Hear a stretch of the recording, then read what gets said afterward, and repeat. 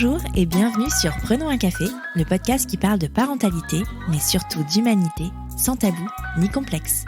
Je suis Élise Bulté et chaque mardi, je te propose des conversations avec des humains et des humaines concernés de près ou de loin par la parentalité.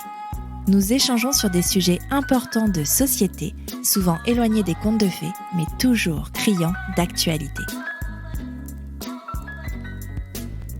On se retrouve aujourd'hui pour un épisode spécial puisque je serai seule à papoter dans tes petites oreilles et pour cause, on clôture aujourd'hui la saison 5 de Prenons un café. Une saison plus light que les années précédentes parce que figure-toi que mon année fut très mouvementée. Trop mouvementée ? Je ne sais pas, mais allez viens, je te raconte. Alors, essaye d'être un peu indulgent ou indulgente avec moi. J'essaye pour la première fois de faire un épisode sans conducteur. Enfin, en tout cas, un épisode solo sans conducteur, en laissant aller mes pensées et en lâchant prise sur ce que je peux dire. Parce que les épisodes solo, généralement, je les ai cadrés avant. J'écris absolument tout parce que je veux rien oublier, parce que je veux que ce soit parfait, parce que je veux que ce soit propre. Et voilà, je me suis dit qu'en fait, aujourd'hui, on pouvait aussi faire un épisode où je te parlais tout simplement avec mon cœur, avec ma voix, et sans forcément avoir à jeter un œil et à prendre cette voix de podcasteuse particulière avec un script à respecter. Alors voilà, aujourd'hui, moi, j'avais envie de te faire un bilan de l'année qui vient de s'écouler parce que j'aime bien ça, parce que je trouve ça important de regarder en arrière, de regarder ce qui s'est passé pour prendre le positif et noter ce qui a été pas négatif, mais en tout cas moins positif, ce qui a été plus compliqué à gérer pour retenir les leçons et pour faire autrement pour l'année suivante, quand il y a une année suivante. Voilà. Alors pour te faire le topo, alors si tu me suis sur Instagram, il y a certainement des choses que tu vas entendre que tu connais déjà. Si tu me suis pas sur Instagram, eh bien bienvenue dans ma vie. Mais voilà, alors en fait, Prenons un café existe donc depuis 4 ans. Le podcast a fêté ses 4 ans en mai.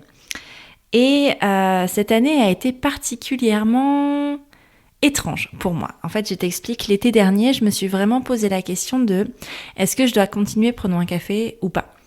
Je savais pas si c'était ma place, si j'avais encore cette place-là, si j'avais encore des choses à dire sur ce podcast.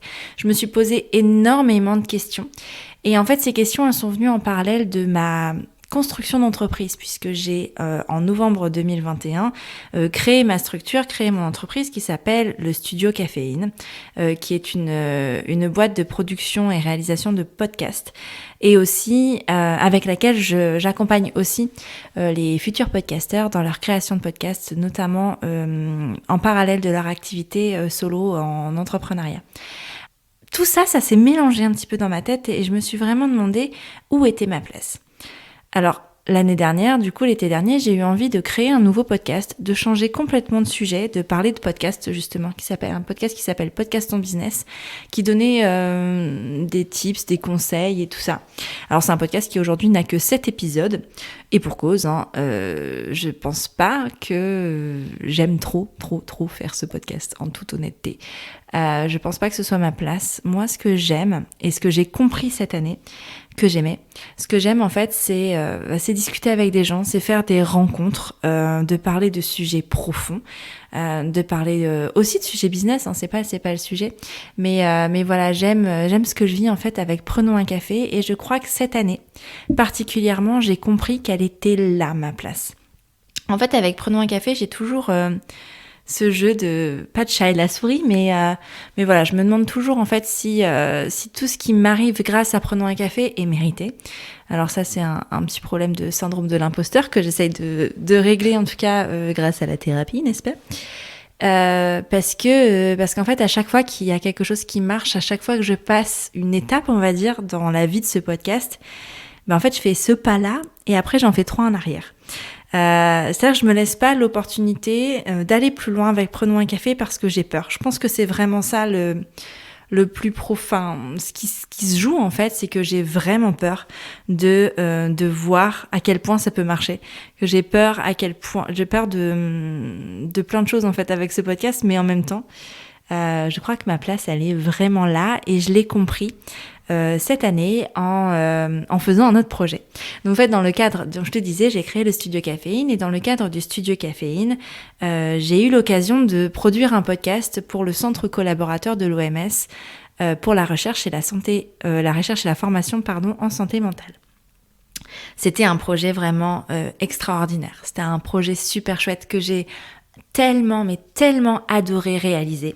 J'ai proposé quelque chose qui était complètement en accord avec ce que je pensais, avec mes convictions. Il y avait vraiment toutes les cases en fait étaient cochées. C'était une mission de service public. C'était ça allait apporter énormément de solutions à plein de gens, mais en fait ce projet-là m'a pris vraiment énormément de temps et a eu une incidence sur ma santé mentale à moi, probablement parce que je me suis vraiment investie corps et âme dans ce projet et je crois que je n'aurais pas dû autant m'investir pour plein de raisons qui sont propres à la vie de mon entreprise, mais aussi pour des raisons plus personnelles puisqu'en fait ça m'a coûté en temps de vie de famille, en temps de repos, en temps de plein de choses.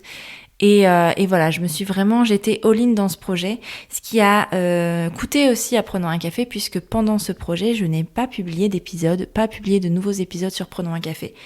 Et en fait, je me suis rendu compte, avec ce projet, que Prenons un café faisait partie intégralement de mon équilibre, en fait.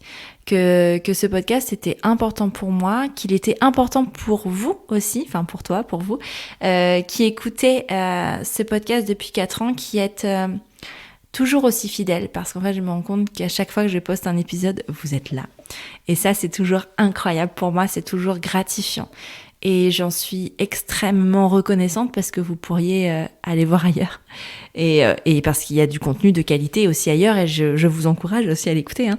Mais voilà, à chaque fois qu'il y a un nouveau contenu sur Prenons un café, il y a des personnes qui l'écoutent et de plus en plus de personnes qui l'écoutent. Et j'ai l'impression qu'en fait, ma place, en fait, elle était là depuis le début.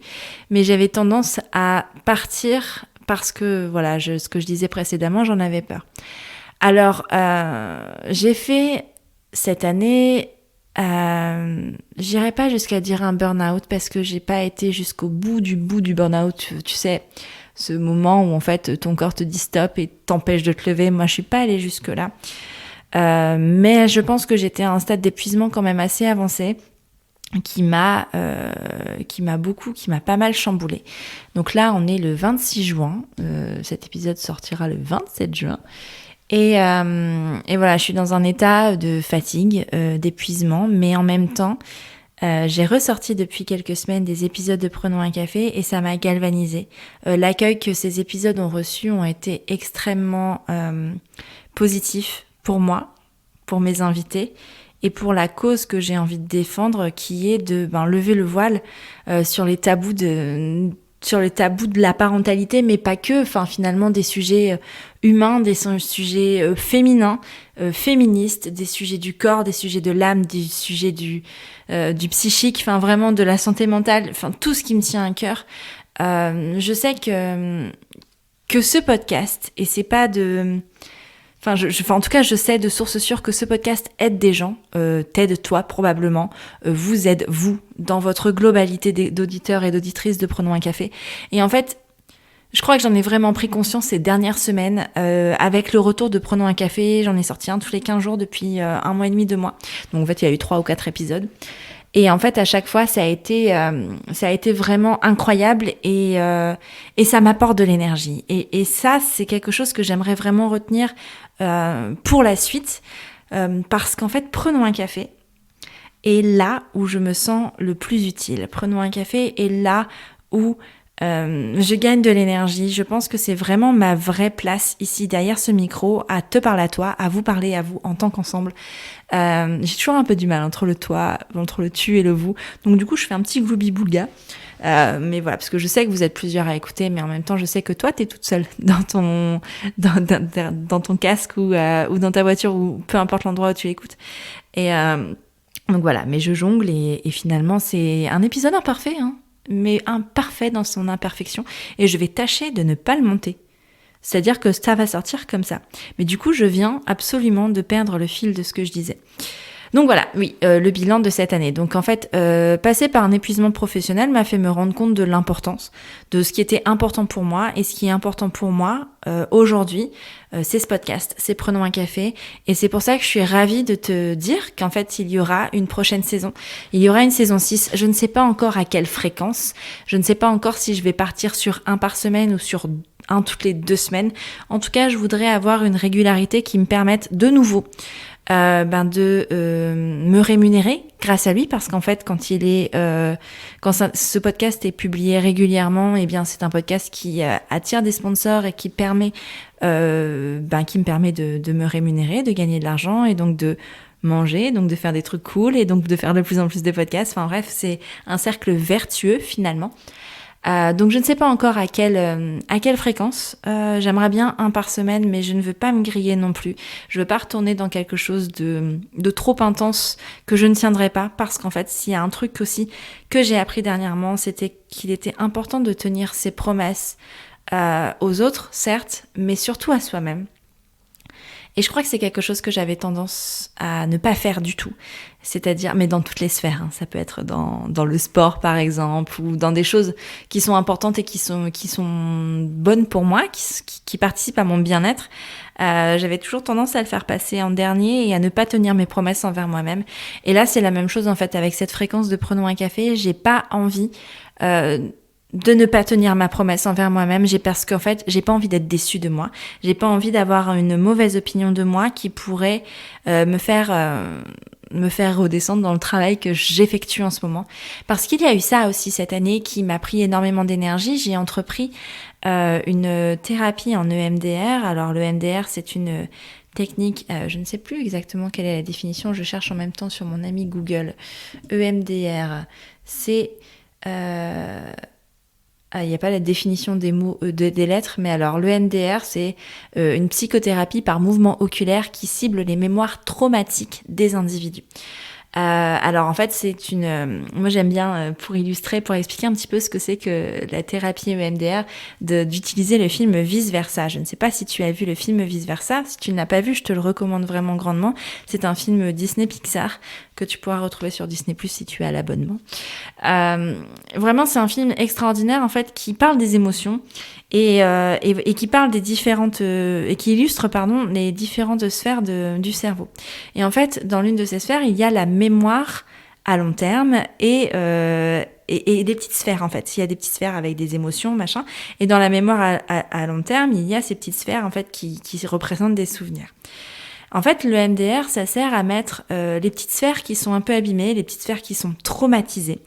On a tous des traumatismes, qu'ils soient grands ou petits. On n'est pas obligé d'avoir fait la guerre ou d'avoir subi des agressions hyper fortes pour être traumatisé.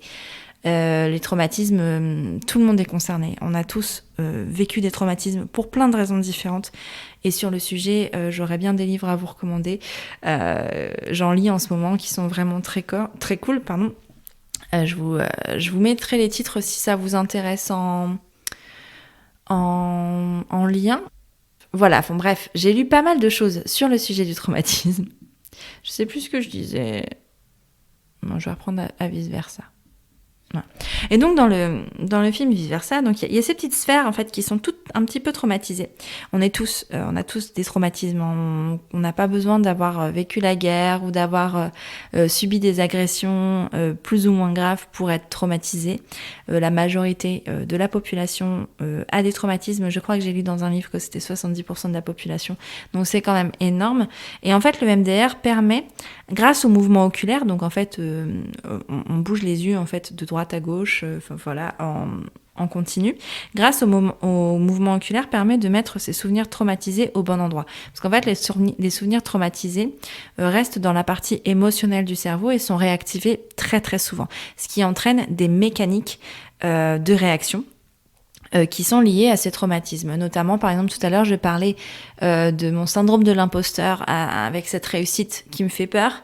Ce syndrome de l'imposteur-là est activé à cause d'un traumatisme que je ne relaterai pas ici parce que je ne raconte pas ma vie intime et ma vie privée non plus. Mais voilà, c'est activé par des traumatismes et en fait, ça m'handicape dans ma vie professionnelle, dans ma vie familiale, dans ma vie tout court en fait, tout simplement. Et le MDR permet de remettre ces souvenirs-là, qui sont dans la mémoire émotionnelle, qui permet de les remettre donc là où ils doivent, où ils belong, là, à leur juste place, en fait. Ça permet de les remettre à leur juste place dans la mémoire à long terme pour qu'ils ne soient plus que des souvenirs qui n'activent plus rien. Ou en tout cas, plus rien de gênant. Et donc, j'ai entamé ce processus en thérapie EMDR qui m'a permis, qui me permet toujours, parce que c'est une thérapie que j'ai commencée il y a 6 mois, un peu plus de 6 mois, qui prend du temps, qui prend énormément d'énergie et qui participe certainement à ma fatigue, à ma grande fatigue, mais permet aussi de me découvrir moi, de m'assumer moi en tant que personne avec toutes mes facettes, me permet de me rouvrir au monde. Alors c'est difficile parce que c'est des moments en thérapie et même après qui vont chercher des choses pas cool, qui vont chercher des souvenirs traumatisants forcément, donc on en parle et ça les ressort, mais en fait c'est pour la bonne cause puisque c'est pour qu'ils ne nous handicapent plus dans la vie. Donc en fait c'est difficile. C'est un investissement en temps, c'est un investissement aussi financier.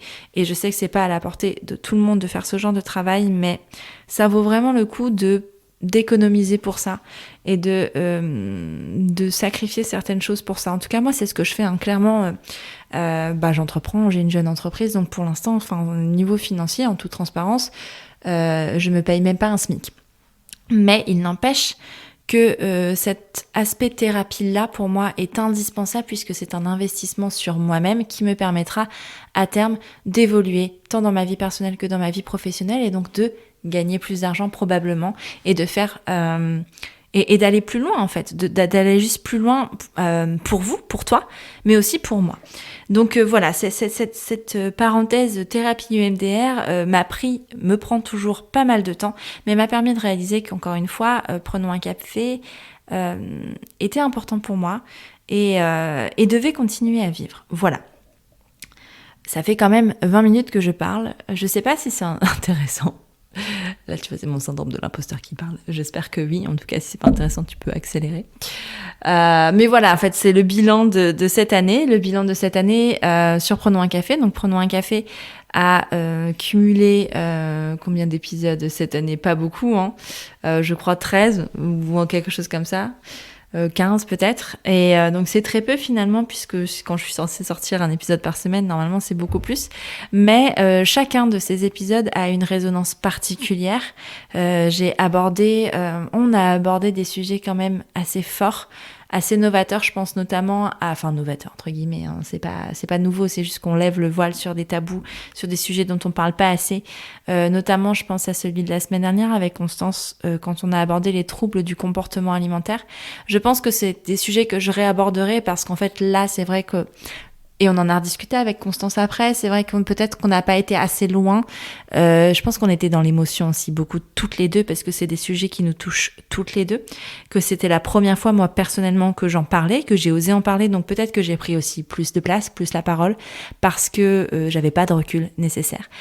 Désormais, je pense que je vais en avoir un autre différent et donc pouvoir donner la parole à d'autres personnes qui vivent des troubles du comportement alimentaire, ça peut être intéressant parce qu'avec Constance, on a parlé de boulimie, mais il y en a d'autres. On n'a pas non plus donné de définition, donc pourquoi pas avoir des professionnels qui viendront en parler. En tout cas, je sais que c'est des sujets qui touchent énormément de personnes. En tout cas, vu les retours que j'ai eus, c'est des sujets qui étaient importants de traiter. Donc je pense que je le referai. En tout cas, c'est sûr, ça m'a confirmé cette juste place, justement ma juste place avec ce podcast. On a aussi eu, en tout cas, tous les invités. Je me demande s'il n'y a pas eu que des filles d'ailleurs cette année, cette saison. Mais toutes les personnes en fait qui sont passées sur le podcast ont été extraordinaires. Chaque rencontre a été extraordinaire. Alors il y a des personnes que je connaissais déjà, d'autres que j'ai rencontrées. Donc je voudrais les remercier toutes personnellement. Donc merci Justine, merci Colline, Chloé, Marine, Élise, Astrid, Laure, Agathe, Cécile, Lucille, Shelly, Caroline et Constance, merci 1000 fois d'avoir fait partie de cette saison 5, de m'avoir fait grandir parce que chacune de vos histoires m'a amené quelque part. Et c'est marrant parce que officiellement, entre guillemets, on est à 101 épisodes sur Prenons un café. Alors, il y en a d'autres parce qu'il y a eu des rediffs, parce qu'il y a eu des capsules. Je pense notamment au hors-série Prenons un café autour du monde. Donc, il y en a plus que 100 qui ont été publiés, en tout cas plus de 100 originaux.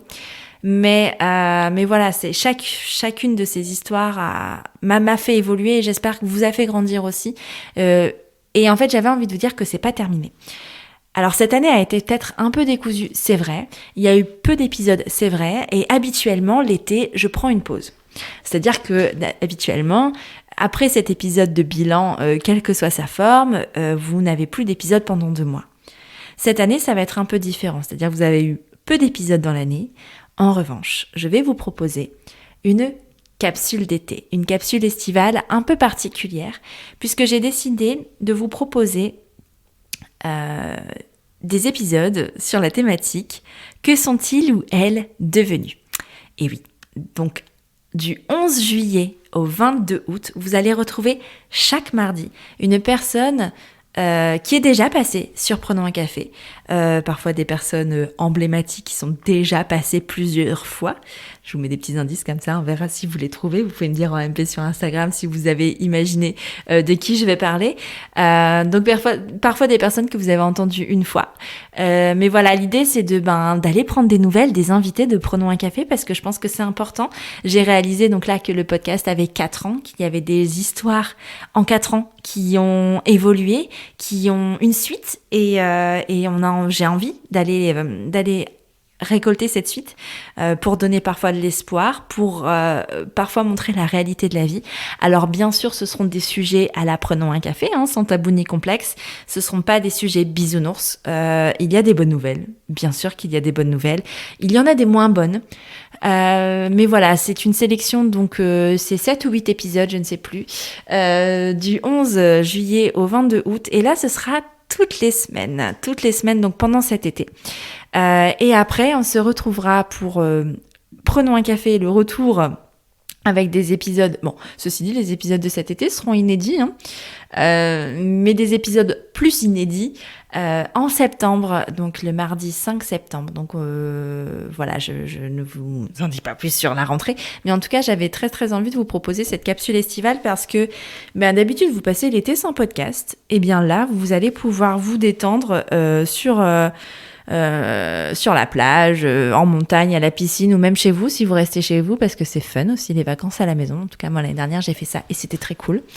Voilà, n'importe où vous avez besoin de prendre du temps pour vous, vous avez besoin et envie d'écouter une histoire, vous pourrez cet été entendre un Prenons un café inédit. Donc voilà, ça commence mardi 11 juillet, donc dès les vacances, dès le premier mardi des vacances scolaires. Et ça se termine le mardi 22 août. Voilà, après ça, on prend une petite semaine de break et après, on enchaîne avec le retour de Prenons un café. Voilà, c'était la grande nouvelle, enfin le petit truc que je vous prépare depuis quelques semaines. J'espère que ça vous plaira. N'hésitez vraiment pas à venir m'en parler sur Instagram, @elise_Prenons un café, me dire ce que vous en avez pensé. De cet épisode un peu complètement pour le coup, et what the fuck et à l'improviste, sans conducteur. Voilà, j'espère que c'était pas trop fouillis pour vous, j'espère que c'était pas trop embêtant d'avoir juste ma voix pendant 25 minutes. Mais voilà, je vous tiens pas plus d'ailleurs parce que je pense qu'on est déjà sur une durée d'épisode assez grande. Merci pour ta fidélité, pour votre fidélité depuis 4 ans. Merci de me soutenir comme tu le fais, merci de me soutenir comme vous le faites. Ça compte tellement pour moi, je crois que vous n'avez pas idée à quel point ce soutien-là, à quel point les écoutes, à quel point tout ça, c'est important pour moi, ça donne une vraie raison de faire ce que je fais. Et je suis plus que ravie de pouvoir le continuer, d'avoir pris la décision de remettre Prenons un café au centre de mon village parce que c'est là qu'est sa place, je pense. Et j'espère que la suite de Prenons un café te plaira, que tu seras toujours aussi ravie de le retrouver. Et voilà, je te dis à très vite autour d'un café.